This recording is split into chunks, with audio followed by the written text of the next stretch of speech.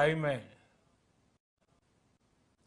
जनता curfew से लेकर आज तक हम सभी भारतवासियों ने बहुत लंबा सफर तय किया है। समय के साथ आर्थिक गतिविधियों में भी धीरे धीरे तेजी नजर आ रही है। हम में से अधिकांश लोग अपनी जिम्मेदारियों को निभाने के लिए फिर से जीवन को गति देने के लिए रोज घरों से बाहर निकल रहे हैं। त्योहारों के इस मौसम में बाजारों में भी रौनक धीरे धीरे लौट रही है, लेकिन हमें ये भूलना नहीं है कि लॉकडाउन भले चला गया हो, वायरस नहीं गया है। बीते 7-8 महीनों में प्रत्येक भारतीय के प्रयास से भारत आज जिस संभली हुई स्थिति में है, हमें उसे बिगड़ने नहीं देना है और अधिक सुधार करना है। आज देश में रिकवरी रेट अच्छी, करीब 5,500 लोगों को कोरोना हुआ है। वहीं अमेरिका और ब्राजील जैसे देशों में ये आंकड़ा 25,000 के करीब है। भारत में प्रति 10 लाख लोगों में मृत्यु दर 83 है, जबकि अमेरिका, ब्राजील, स्पेन, ब्रिटेन जैसे अनेक देशों में ये आंकड़ा 600 के पार है। दुनिया के साधन संपन्न देशों की तुलना में भारत अपने ज्यादा से ज्यादा नागरिकों का जीवन बचाने में सफल हो रहा है। आज हमारे देश में कोरोना मरीजों के लिए 90 लाख से ज्यादा बेड्स की सुविधा उपलब्ध है। 12,000 क्वारंटाइन सेंटर्स है। कोरोना टेस्टिंग की करीब 2,000 लैब्स काम कर रही है। देश में टेस्ट की संख्या जल्द ही 10 करोड़ के आंकड़े को पार कर जाएगी। कोविड महामारी के खिलाफ लड़ाई में टेस्ट की बढ़ती संख्या हमारी एक बड़ी ताकत रही है।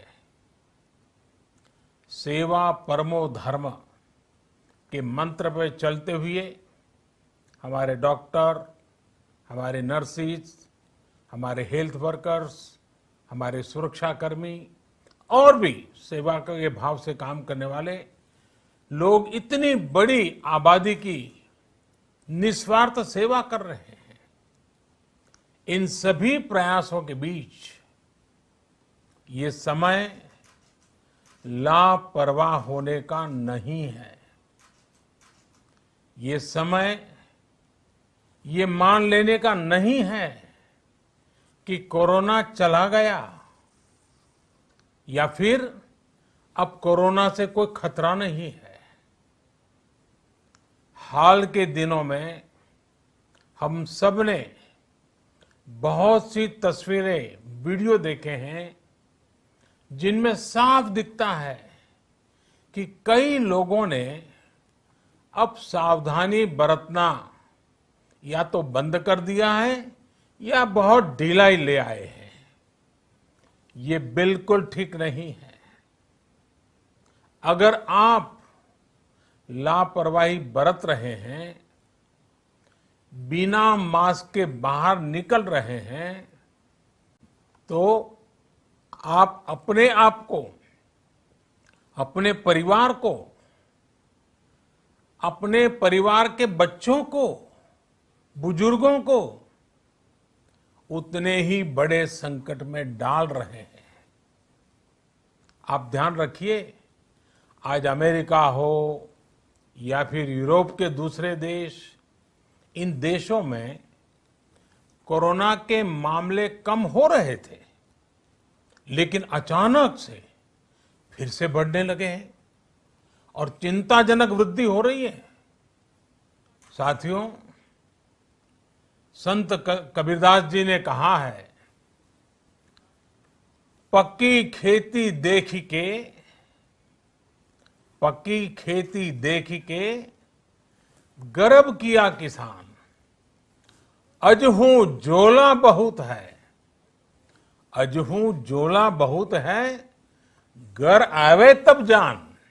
अर्थात कई बार हम पक्की हुई फसल देखकर ही अति आत्मविश्वास से भर जाते हैं कि अब तो काम हो गया, लेकिन जब तक फसल घर न आ जाए तब तक काम पूरा नहीं मानना चाहिए। यही कबीरदास जी कह के गए हैं। यानी जब तक सफलता पूरी न मिल जाए, लापरवाही नहीं करनी चाहिए। साथियों, जब तक इस महामारी की वैक्सीन नहीं आ जाती, हमें कोरोना से अपनी लड़ाई को रत्ती भर भी कमजोर नहीं पड़ने देना है। बरसों बाद हम ऐसा होता देख रहे हैं कि मानवता को बचाने के लिए युद्ध स्तर पर पूरी दुनिया में काम हो रहा है। अनेक देश इसके लिए काम कर रहे हैं। हमारे देश के वैज्ञानिक भी वैक्सीन के लिए जी जान से जुटे हैं। भारत में अभी कोरोना की कई वैक्सीन पर काम चल रहा है। इनमें कुछ एडवांस स्टेज पर है, आशास्पद स्थिति दिखती है। साथियों, कोरोना की वैक्सीन जब भी आएगी, वो जल्द से जल्द प्रत्येक भारतीय तक कैसे पहुंचे, इसके लिए भी सरकार की तैयारी जारी है। एक एक नागरिक तक वैक्सीन पहुंचे, इसके लिए तेजी से काम हो रहा है। साथियों, रामचरितमानस में बहुत ही शिक्षाप्रद बातें हैं, सीखने जैसी बातें हैं, लेकिन साथ साथ अनेक प्रकार की चेतावनियां भी हैं। जैसे रामचरितमानस में बहुत बड़ी बात कही गई है, रिपु रुज पावक पाप, रिपु रुज पावक पाप, प्रभु अहि गनीय न छोट करी। अर्थात आग, शत्रु, पाप यानी कि गलती और बीमारी, इन्हें कभी छोटा नहीं समझना चाहिए। जब तक इनका पूरा इलाज न हो जाए, इन्हें हल्के में नहीं लेना चाहिए। इसलिए याद रखिए, जब तक दवाई नहीं, तब तक ढिलाई नहीं। त्योहारों का समय हमारे जीवन में खुशियों का समय है, उल्लास का समय है। एक कठिन समय से निकलकर हम आगे बढ़ रहे हैं। थोड़ी सी लापरवाही हमारी गति को रोक सकती है, हमारी खुशियों को धूमिल कर सकती है। जीवन की जिम्मेदारियों को निभाना और सतर्कता, ये दोनों साथ साथ चलेंगे, तभी जीवन में खुशियां बनी रहेगी। 2 गज की दूरी, समय समय पर साबुन से हाथ धुलना और मास्क लगाना, इसका ध्यान रखिए। और मैं आप सबसे करबद्ध प्रार्थना करता हूं आपको मैं सुरक्षित देखना चाहता हूं, आपके परिवार को सुखी देना चाहता हूं। ये त्योहार आपके जीवन में उत्साह और उमंग भरे ऐसा वातावरण चाहता हूं और इसलिए मैं बार बार हर देशवासी से आग्रह करता हूं। मैं आज अपने मीडिया के साथियों से भी, सोशल मीडिया में जो सक्रिय हैं उन लोगों से भी बड़े आग्रह से कहना चाहता हूं कि आप जागरूकता लाने के लिए, इन नियमों का पालन करने के लिए जितना जन जागरण अभियान करेंगे, ये आपकी तरफ से देश की बहुत बड़ी सेवा होगी।